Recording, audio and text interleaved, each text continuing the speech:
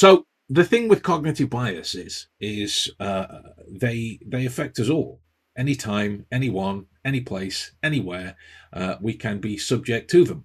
And given the roles that we predominantly take, our decision making skills are going to be affected by them unless we take steps to make sure that we are as aware of how a particular bias could rear its head. And that's the annoying nature of a bias. It, much like human behavior, there's no binary elements to it. There's no if these elements go into it, then this bias is going to pop up. It's just any one of them could at any given time. So this is why we choose to review these again and again and again. They make us more effective decision makers, more effective practitioners. But regardless of the role, we have our own uses for them in our roles, but how you guys will use them will be very different as well.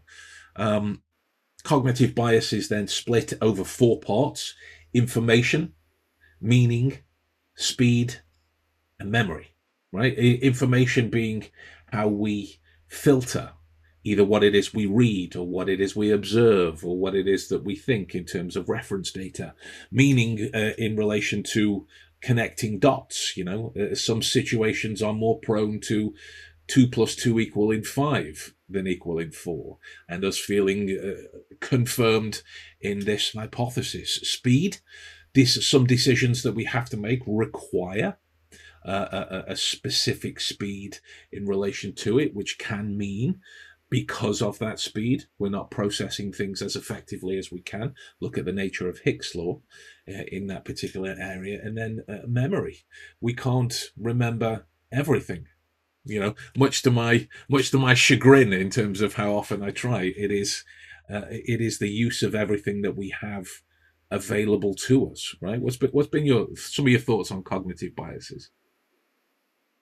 Oh man, I think a lot of it has come through as you see it in all aspects, right? As you clearly stated within the roles we're in, it's there, and if we're not paying attention to it, it can really ruin a day, if that makes sense to you.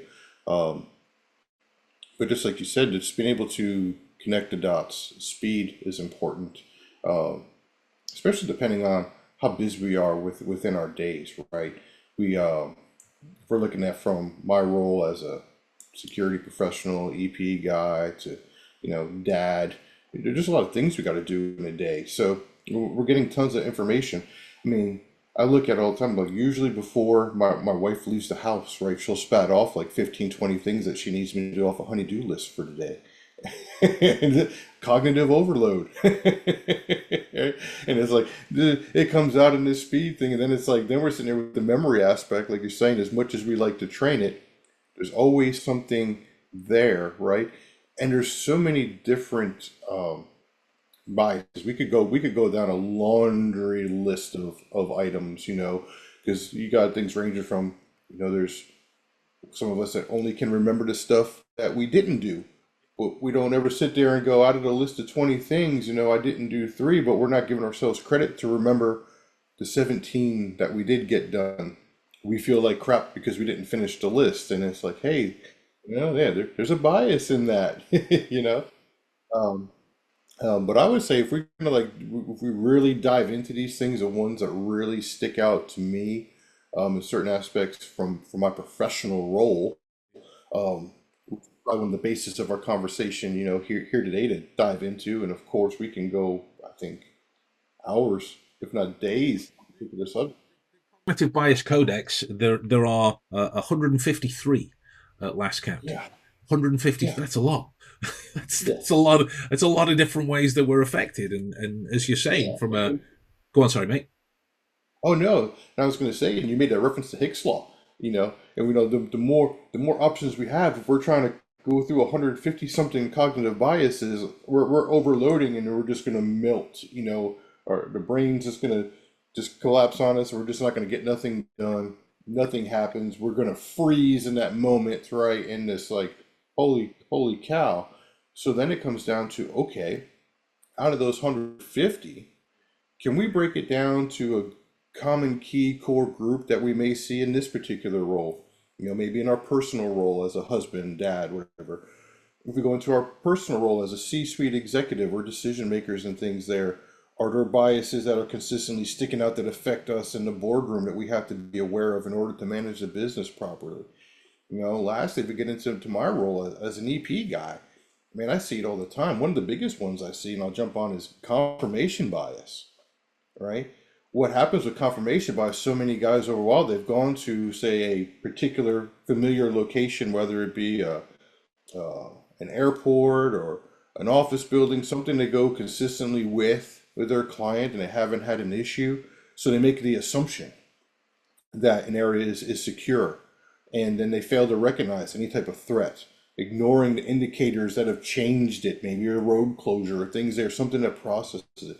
Because the biggest thing in our business is the planning and preparation phase, right? And that's usually the mundane medial stuff, but that's stuff where you really got to be good at it because that's what's going to help us prevent bad things from happening. So if we let a confirmation bias slip in and go, oh man, I was just there a week ago, everything's great. Um, then we get there and something's changed, the road's closed, we got to take a different route, puts us in a bad part of town. Uh-oh. Now all of a sudden we're putting our client in some unnecessary positions that, we let our confirmation bias get in and we screw it up. And then I'll jump on my second one and then I'll go to you that I see because, you know, I've, I probably have seen all 150 something over the course of life and career. However, though, there's some key ones I look at. Overconfidence. An overconfidence bias I see a lot because we do bring in a lot of different alpha types and types of egos. And what that does is that fosters a false sense of certainty, leading to a risk underestimation, right? So we say, hey, someone that bypasses a routine security sweep, believing that their intuition alone is sufficient to detect the threats, right? I've been doing this for 15 years, oh, da, da, da, and I'm like, got it, man. But like we like to tell people, and I like to teach people, man, you got to be brilliant at the basics. There's got to be a foundational key understanding of things, and you can't slip it. We, as we always say, professionals are predictable, which means I can predict you. But in that, you need to be predictable. You need to have your checklist when you're doing your vehicle sweeps, your building sweeps, when you're doing your route planning, you're doing your site surveys. You need to have those systematic approaches, and we need to understand when we're deviating from that. We're getting a little complacent, and we're like, I did it last week. I'm not going to know. Like I was just recently out of state teaching a group of guys and really getting into this, the planning part. Like, look, you guys are going to do this one venue every month. You should be doing this every month. Something's going to change. Something there. Have a timeline when you get X amount of weeks out, building up to a couple days before the event, day of the event. That there you have everything in line because anything can happen. We can't go just because we went there in January and then think in February and March everything is the same and it's great.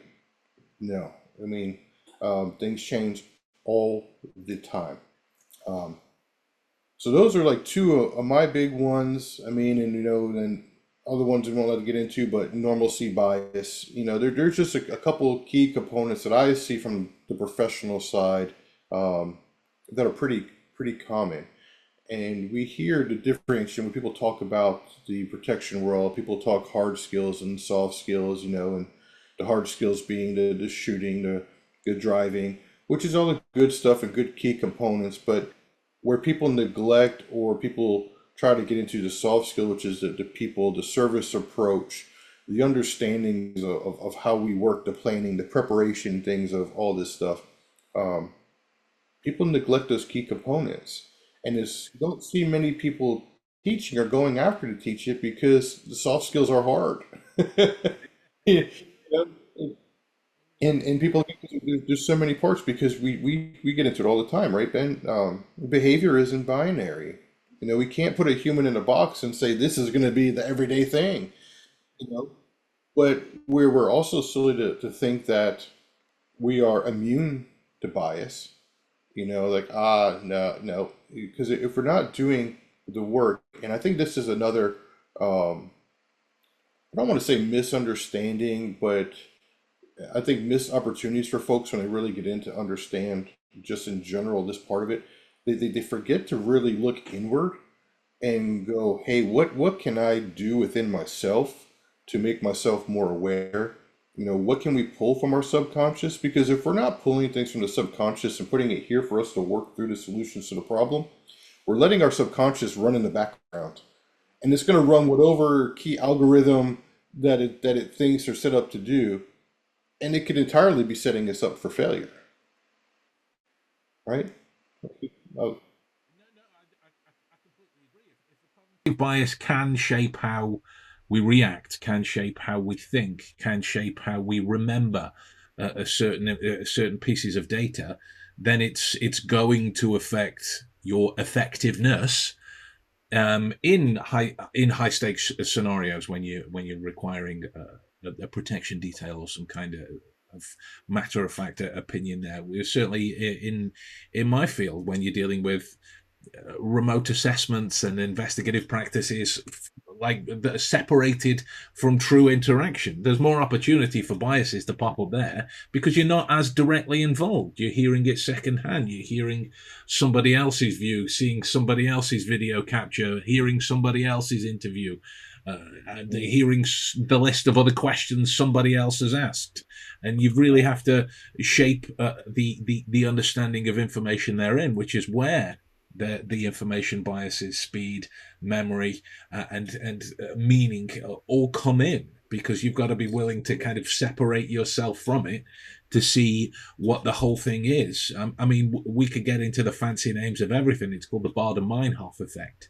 You know, I experience this with Cybertrucks, right? Everything coming, regardless of what you think of them. Everyone was like, "I've never seen one. I know there's only like 60,000 of them ever made, whatever it is. I've never seen one. They're like these mythical motorized unicorns."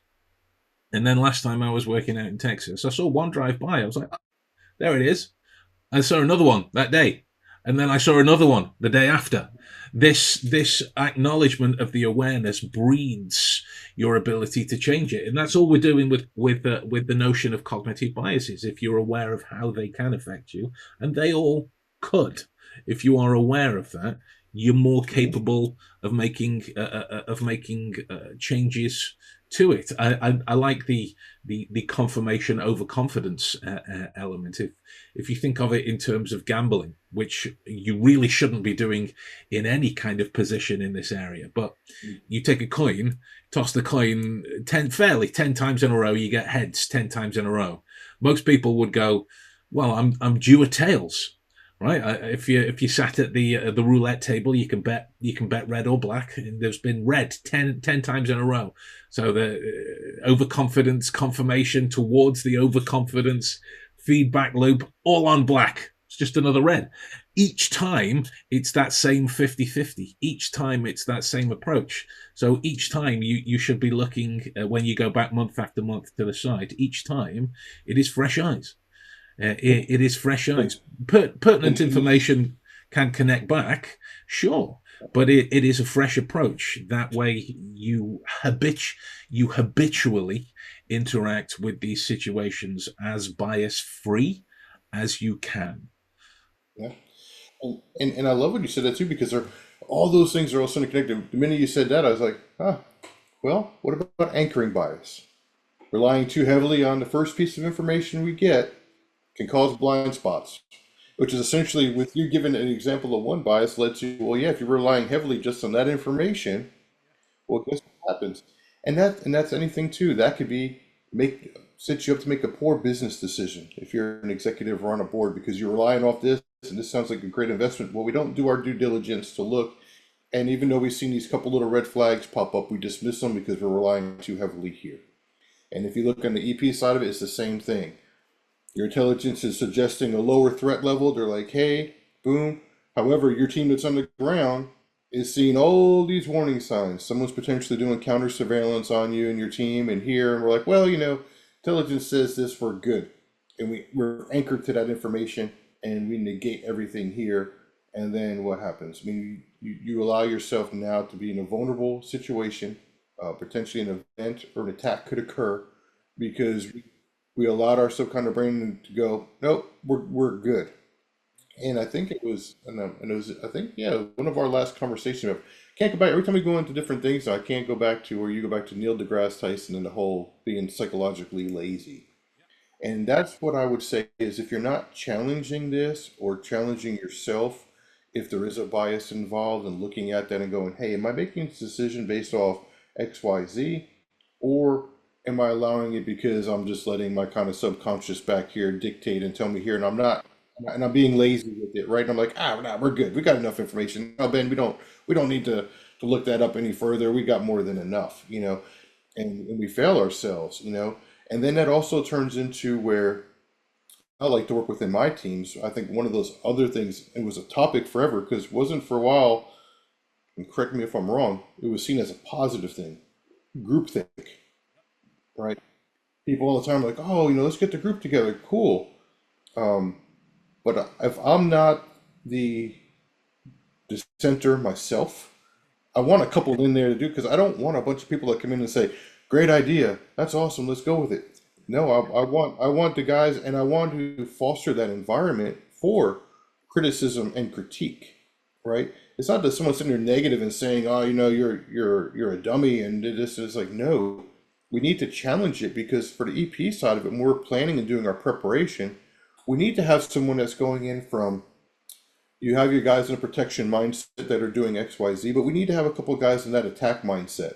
Okay, this is the plan. You're the attacker.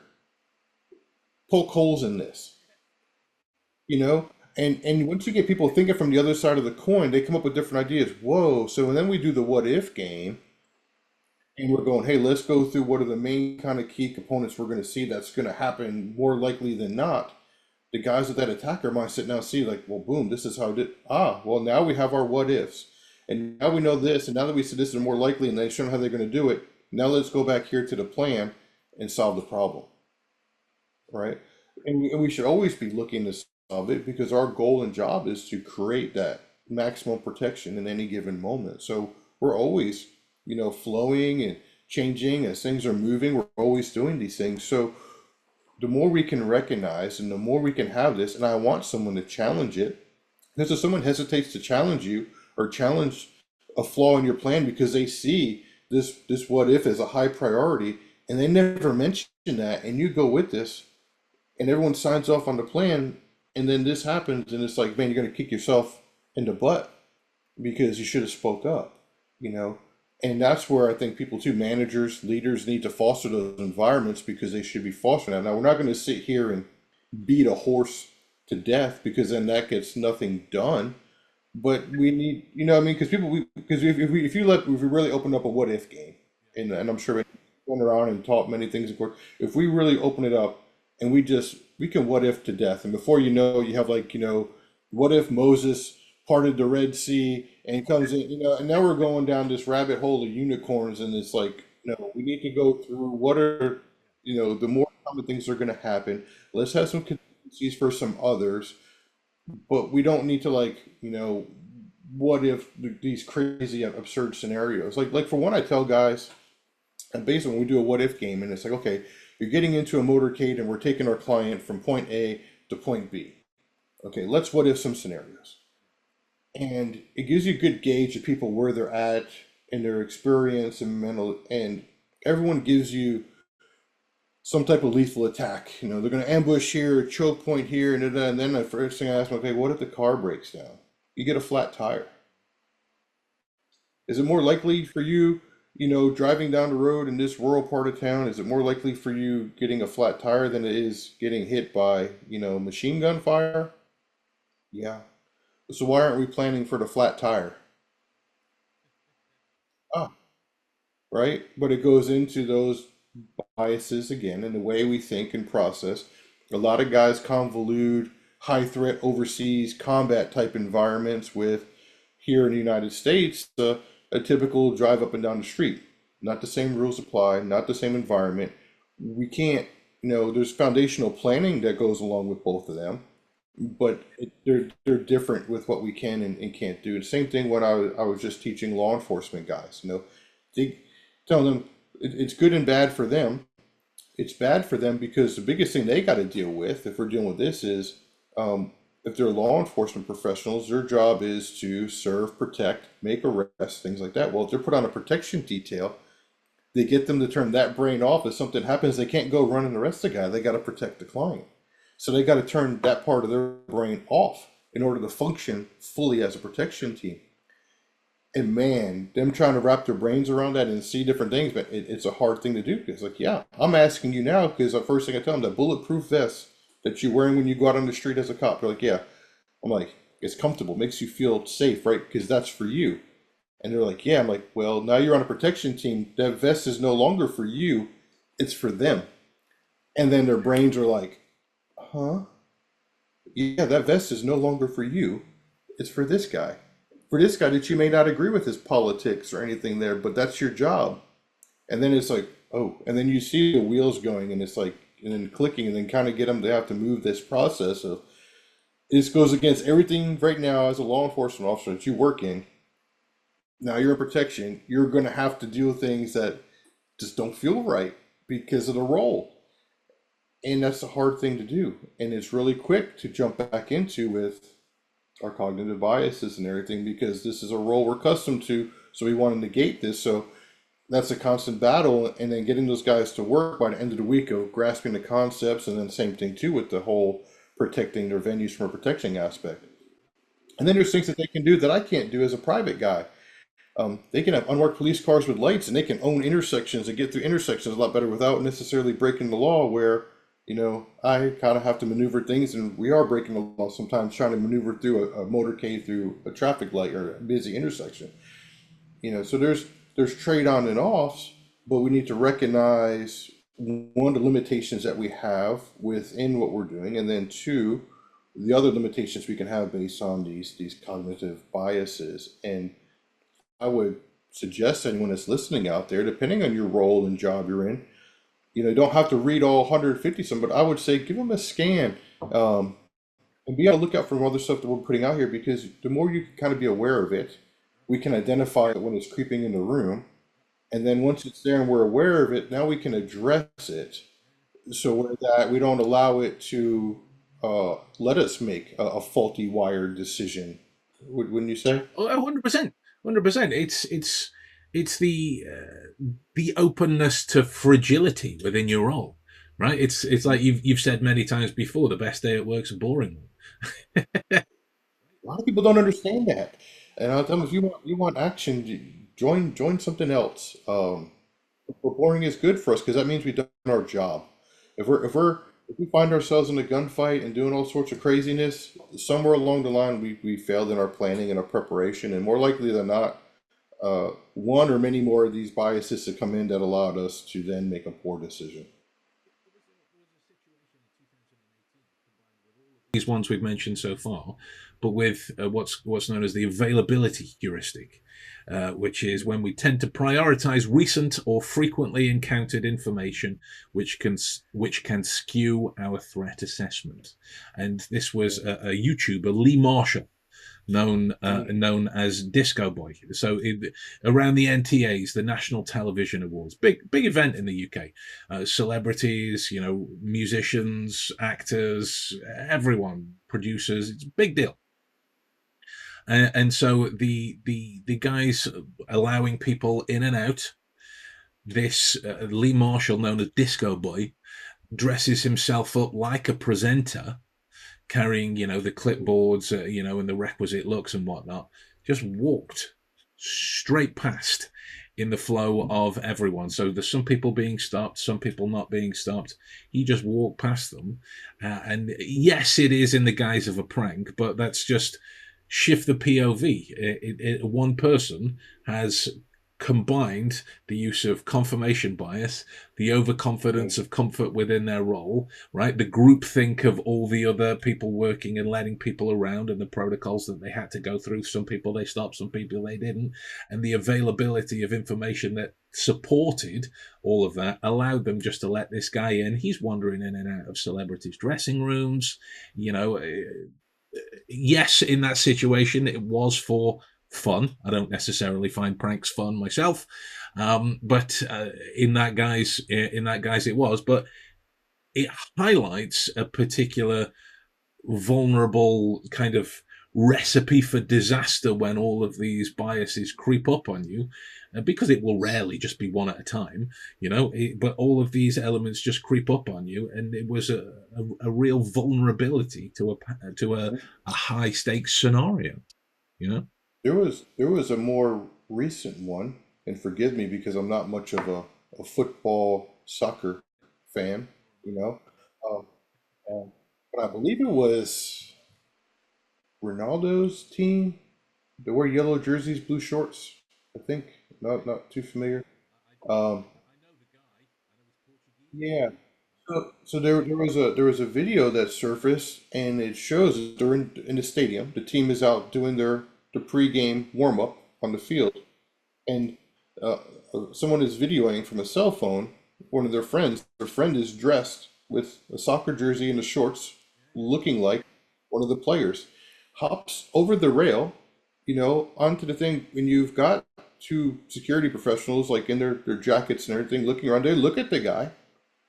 He hops down, he comes out through that area, runs out onto the field. Everyone lets him run out there, shakes the hands. I believe it's Ronaldo, one of those soccer players. And then takes a photo with him, gets in with the team photo with the guys, and then runs back. And it's not until he runs back, the same security guys, jumps on the rail and jumps back up and climbs into the stands, that they turn and realize, oh crap, he was he wants to play. Now, if you look at that now, it was someone that was running out there to get a photo, like you're saying before, right? Doesn't turn out to be anything serious. But now, if that's someone that wants to cause harm to a particular player or people at an event, man, you full reign and access running right past you out there, got all the way up to these folks, something bad, there, and it's like, whew. So, like you're saying, all these different things hit at once, all these different biases clicked and hit and there, you know, one is like, okay, the guy you looked over and you see the guy hop over, so why didn't you stop him? You allowed yourself because he was wearing the same uniform, you let that go when it's like, hey, players don't jump out the stands, right? They don't jump out the stands onto the ground, or so like it's like, hey, there's so many things to where we're teaching telling people too, that the setting off your should be setting off your alarm bells, and we should be looking going, okay, what triggered it and set it off.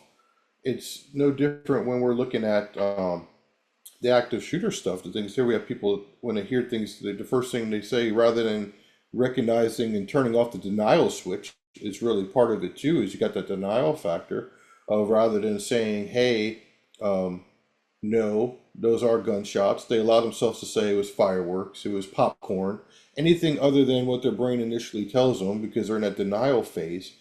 And it's the same correlating aspect here is you've got these biases kicking, and they're like, nah, they allow that denial, and you gotta quell the denial and go with no, and handle the situation. Otherwise, these very bad things can happen, and you're fortunate that they didn't occur, and it's no different if you're not even a security, but you're there and you're seeing things, or you're with your family at certain things, if you're at a fuel station or whatever, things that trigger these anomalies and things that pop out, just because you've come here 9 out of 10 times and haven't had any issue doesn't mean that 10th time there could be an issue. We should always be assessing these environments we're going into, regardless how many times. And it doesn't just have to be on the protection side. It could be just us putting the kids in the car and taking them to school, right?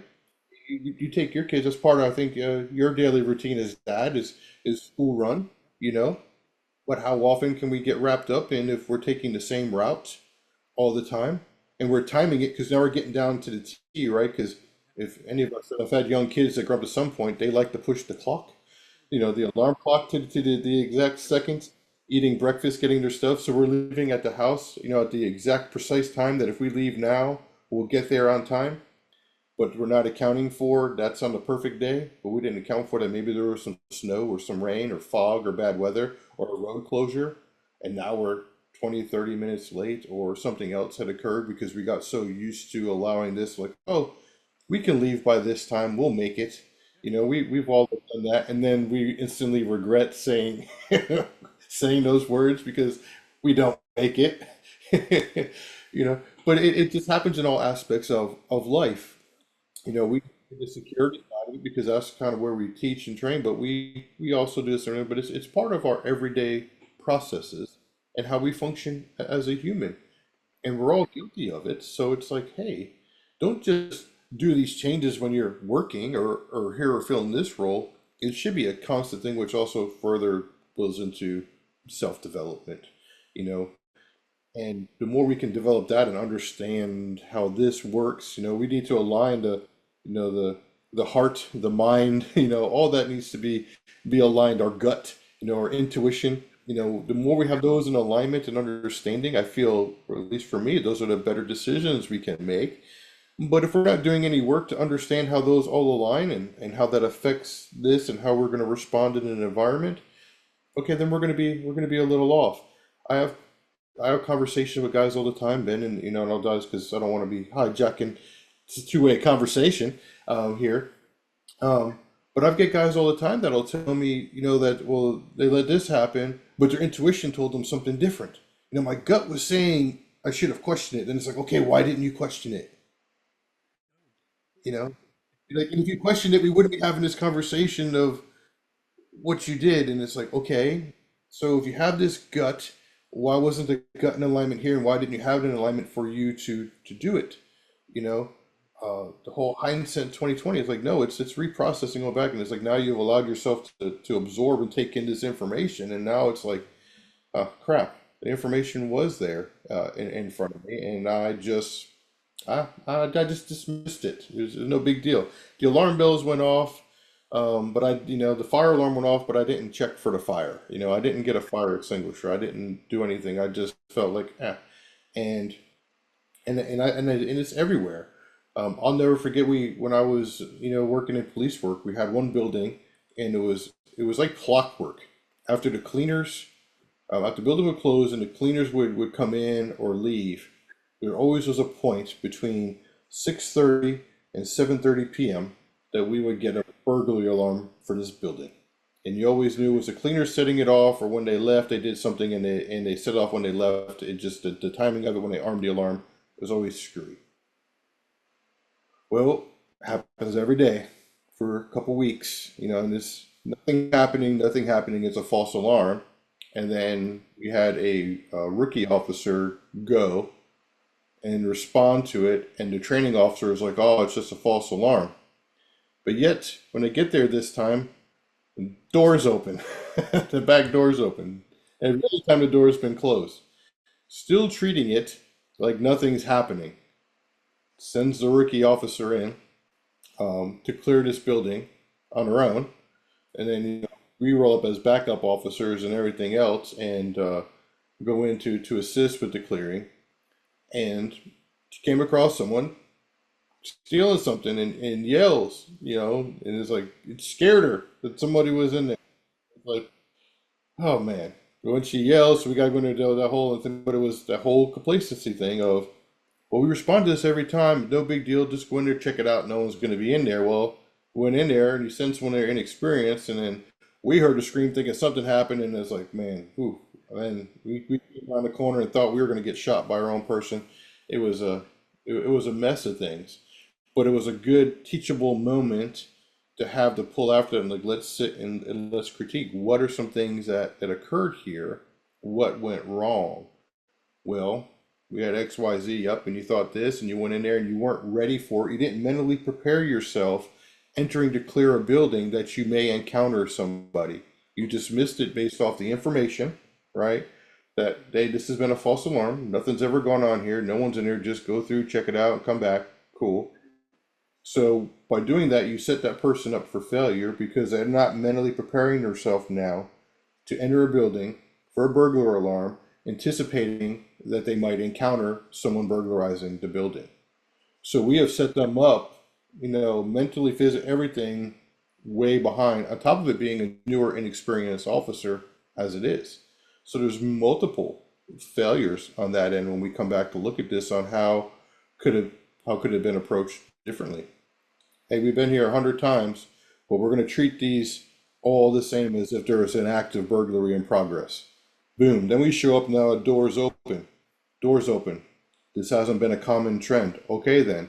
We wait for our backup. We set up. We go in. You know what I mean? We should have been preparing that and in front of, but we didn't. You allowed all these things to come in, and you turned into where it actually could have turned into a bad situation for an inexperienced person because it startled them, it scared them because they were in the wrong mindset. They weren't expecting anything based off the information they were given, and their lack of experience also doesn't help them challenge or process that, right? If you got a training person telling you, hey, this is the way we're going to do it, so we've now set that person up terrible for failure that could have led to something more serious happening.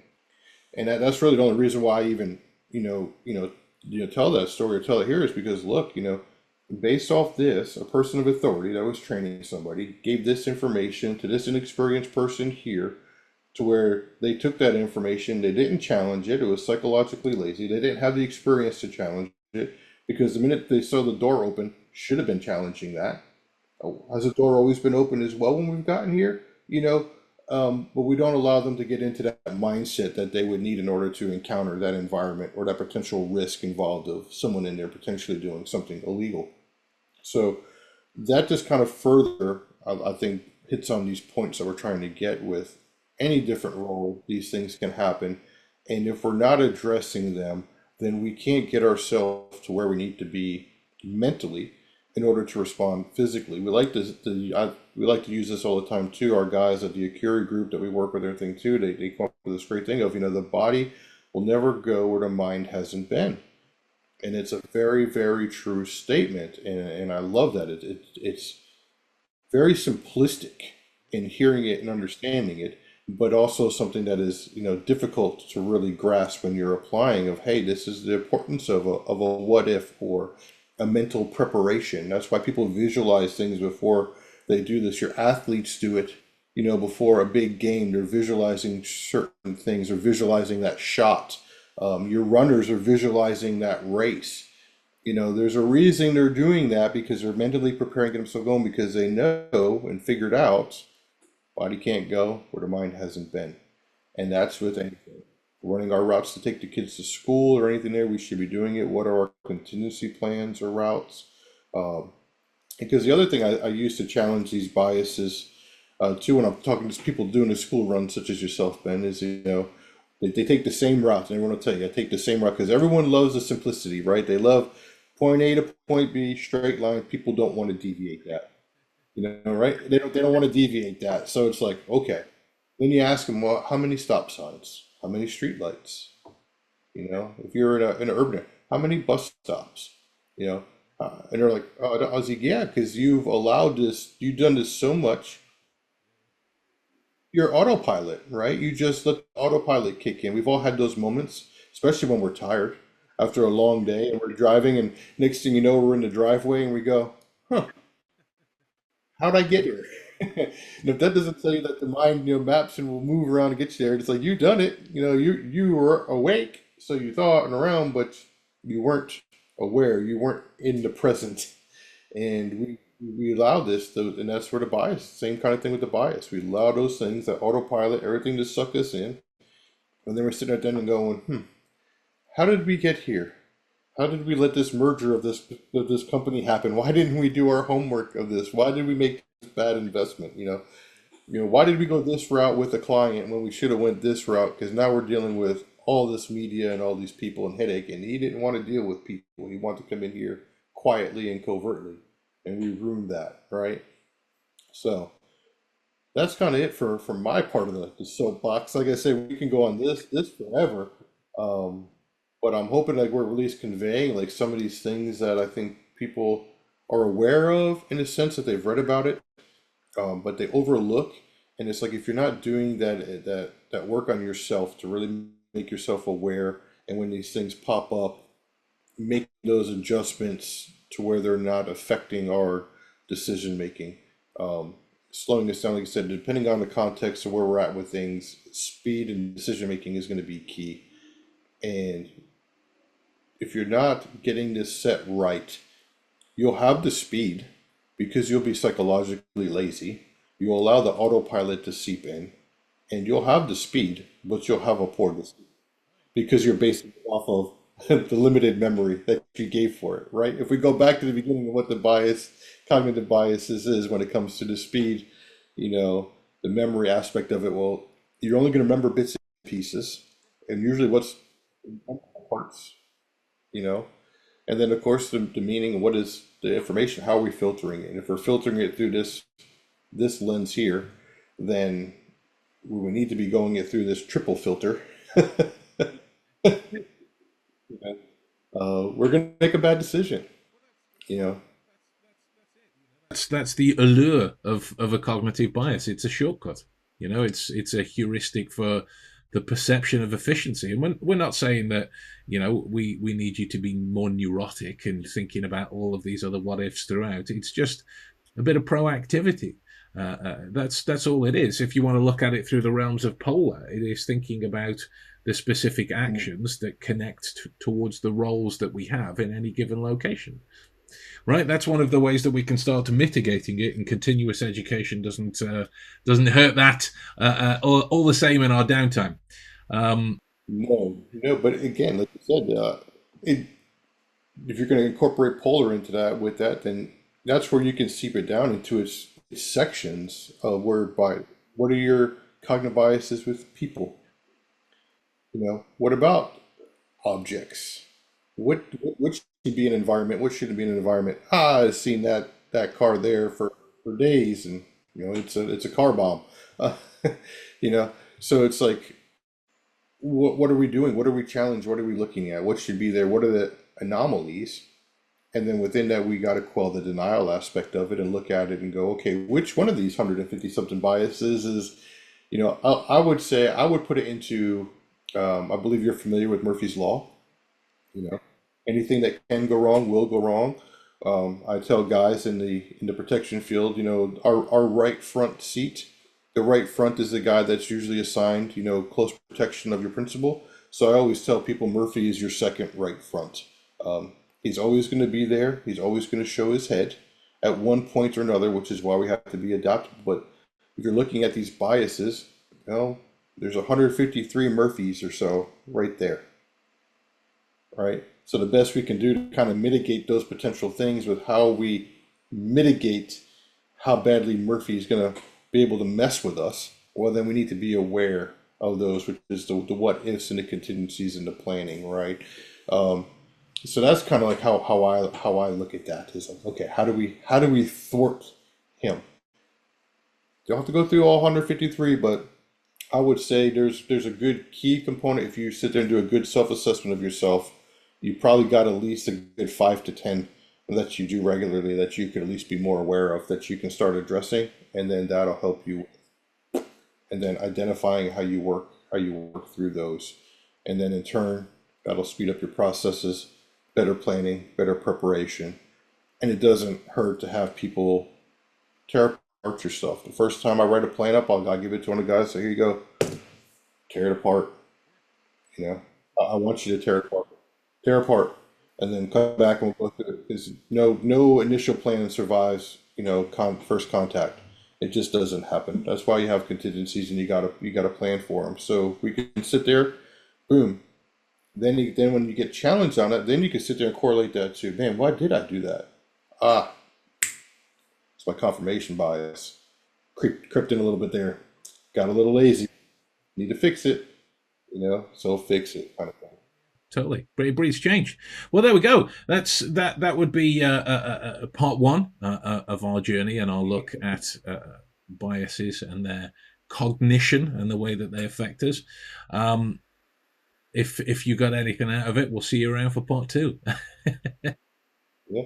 And I would say if you're listening to this, whatever platform you're on, do a quick assessment and drop some biases that you encounter in the comments. Let's create a discussion. Let's talk about it.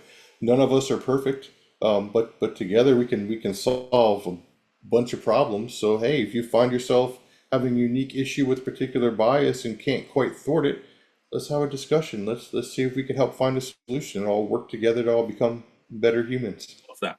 Love that. What a note to end on. Thank you, mate.